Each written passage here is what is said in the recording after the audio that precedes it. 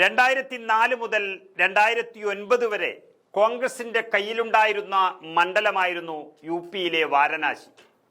പക്ഷേ നരേന്ദ്രമോദി പ്രധാനമന്ത്രി ആയത് മുതൽ അദ്ദേഹമായിരുന്നു അവിടുത്തെ MP. 2024 യഥാർത്ഥത്തിൽ ആരാണ് അവിടെ വിജയിച്ചത് എന്നൊരു സംശയം ഇപ്പോൾ കൂടുതൽ ബലപ്പെട്ടു തുടങ്ങിയിരിക്കുന്നു. അത് കഴിഞ്ഞ ദിവസം അവിടെ കാണുകയും ചെയ്തു. വോട്ടെണ്ണലിന്റെ ആദ്യ മണിക്കൂറിൽ 2024 കോൺഗ്രസിന്റെ അജയ് റായിയോട് ഏറ്റുമുട്ടി പിന്നിലായ പ്രധാനമന്ത്രി നരേന്ദ്രമോദി അവസാനം ഫലം പ്രഖ്യാപിക്കുമ്പോഴേക്കും വിജയിയായതിൽ പലരും സംശയം പ്രകടിപ്പിച്ചിരുന്നു.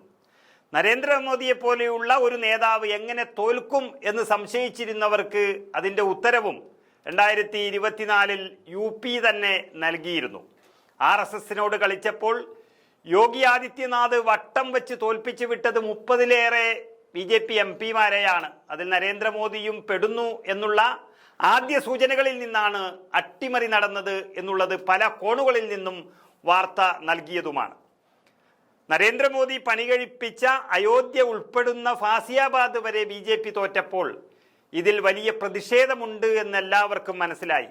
അന്ന് BJPയുടെ കോട്ട കൊത്തളമായ യു.പിയും അതുപോലെ ഏറ്റവും വലിയ മറ്റൊരു സംസ്ഥാനമായ മഹാരാഷ്ട്രയും നൽകിയ തിരിച്ചടിയാണ് BJPക്ക് വലിയ പ്രതിസന്ധി സൃഷ്ടിച്ചത്. അവർ കേവല ഭൂരിപക്ഷം പോലും ഇല്ലാതെ പിന്നിലേക്ക് പോയത്. അങ്ങനെ വരുമ്പോൾ നരേന്ദ്രമോദിയും തോൽക്കുമായിരുന്നു എന്ന് പലരും ഉറപ്പിച്ചതാണ് 2024. പക്ഷേ ജയിച്ചു. എന്നാൽ ഒരു വർഷത്തിന് ശേഷം അട്ടിമറിക്കപ്പെട്ട വോട്ടുകൾ ഓരോന്നോരോന്നായി പുറത്തു വരുമ്പോൾ, അല്ലെങ്കിൽ പ്രതിപക്ഷ നേതാവ് രാഹുൽ ഗാന്ധി പുറത്തിട്ട് കുടയുമ്പോൾ അതിൻ്റെ അലയൊലികൾ വാരണാസി എന്ന മോദി മണ്ഡലത്തിലും അലയടിക്കുകയാണ്. അതാണ് കഴിഞ്ഞ ദിവസം നമ്മൾ കണ്ടത്. അതായത് വോട്ട് ക്രമക്കേട് ആരോപണത്തിന് പിന്നാലെ വാരണാസിയിൽ പ്രധാനമന്ത്രി നരേന്ദ്രമോദിക്കെതിരെ മത്സരിച്ച ഉത്തർപ്രദേശിന്റെ കോൺഗ്രസ് അധ്യക്ഷൻ അജയ് റായിയെ MP ആയി പ്രഖ്യാപിച്ച് പ്രകടനം നടത്തിയിരിക്കുകയാണ് ആളുകൾ. കോൺഗ്രസിന്റെയും സമാജ്വാദി പാർട്ടിയുടെയും പ്രവർത്തകരാണ് അജയ് റായിയെ MP ആയി പ്രഖ്യാപിച്ച് ആഘോഷം നടത്തിയത് എന്നാണ് വാർത്തകൾ വരുന്നത്.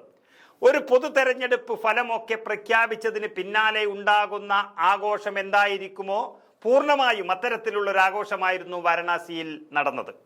അതിനർത്ഥം അവിടെയും ചില അട്ടിമറികൾ നടന്നു എന്നുള്ളത് വിളിച്ചു പറയുകയാണ് ചിലർ. കാരണം എല്ലാ മണ്ഡലങ്ങളിലും ഇത്തരത്തിലില്ല. അമിത്ഷായുടെ മണ്ഡലമോ രാജ്നാഥ് സിംഗിന്റെ യു.പിയിൽ തന്നെയുള്ള മണ്ഡലത്തിലോ ഇങ്ങനെയൊരു പ്രകടനം ഉണ്ടായിട്ടില്ല. ഇത് അട്ടിമറിയുടെ സൂചനകൾ ഇപ്പോഴും ചിലർ നൽകുന്നു എന്നുള്ളതാണ് വാരണാസിയുടെ പ്രത്യേകത. വാരണാസിയുടെ യഥാർത്ഥ MP എന്ന് മുദ്രാവാക്യം വിളിച്ചായിരുന്നു അജയ് റായിയോടൊപ്പമുള്ള ആഘോഷം. കഴിഞ്ഞ വർഷത്തെ ലോക്സഭാ തെരഞ്ഞെടുപ്പിൽ നരേന്ദ്രമോദി വെറും 1.5 ലക്ഷം വോട്ടുകൾക്ക് മാത്രമാണ് വാരണാസിയിൽ വിജയിച്ചത്.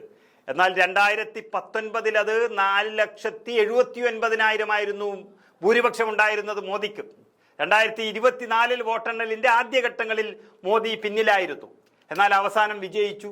കശ്മീരി ഗഞ്ച് ഏരിയയിലുള്ള 51-ാം വാർഡ് നമ്പറിൽ രാം കമൽ ദാസ് എന്ന പേരുള്ള ഒരാൾക്ക് 50 മക്കളുണ്ട് എന്ന് വോട്ടർ പട്ടികയിൽ രേഖപ്പെടുത്തിയത് കോൺഗ്രസ് വലിയ വാർത്തയാക്കിയിരുന്നു.